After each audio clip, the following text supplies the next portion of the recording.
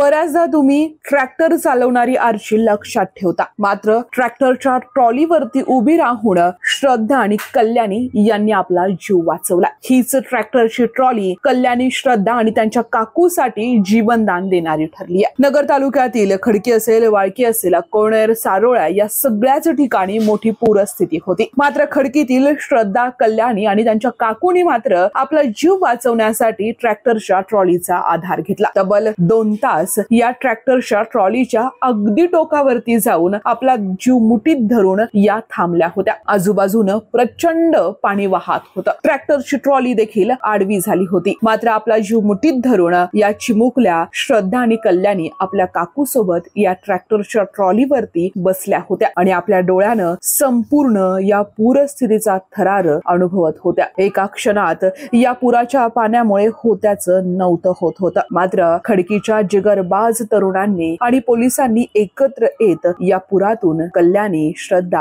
आणि त्यांच्या काकूंना यशस्वीरित्या बाहेर काढला। या मुलींनी या पूरस्थितीमध्ये देखील धीर धरल्यामुळे खऱ्या अर्थानं या योद्धाच ठरतायत।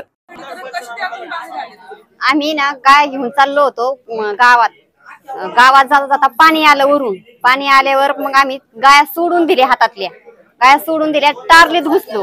ही गाय घेताना पडली, पाण्यात पडली। तिला म्हणलं गाया सोडून दी, आपलं टारलीत चढलो आम्ही 3 जणी। टारलीत चढलो, माणसांनी तिकून गाय घेऊन चालले होते, त्यांना मला गाया सोडून द्या।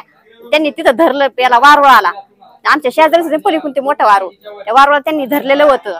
आणि मग ते दोघा भावांनी धरलेलं होते वारुळ, घसरत ते म्हणायचे आपलं काही खरं नाही म्हणायचे। आता ते रडायचे आमच्याकडे बघून, तो आम्हाला कसं तरी वाटायचं।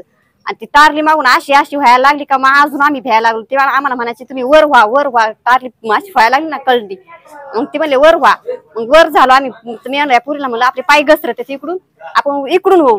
मग मागून ती टारलीचं चाक आहे ना, ती मागून असं झालं तर हे वारुळ लगेच तेवढ्याच सटकलं सरशी ते खांबाला जाऊन धरलं तर तिकडून डिप्पी पडल्यामुळे आम्ही अजून घाबरल्यामुळे ना आमची हिची हात सटकली।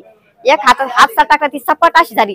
सपाट झाल्यामुळे तिला इला ना लगेच तिने दुसरं खांब धरला का लगेच या खांबाने ती वर आली।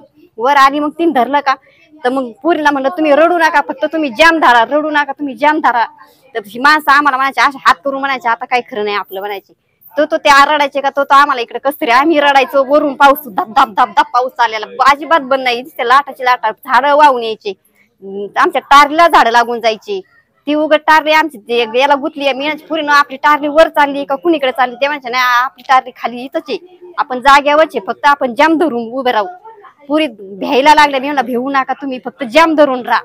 आणि तो कस तरी व्हायचा आम्हाला मागून जाणार। आम्ही 2 वाजल्यापासून तर 5 वाजता याच्यात होतो।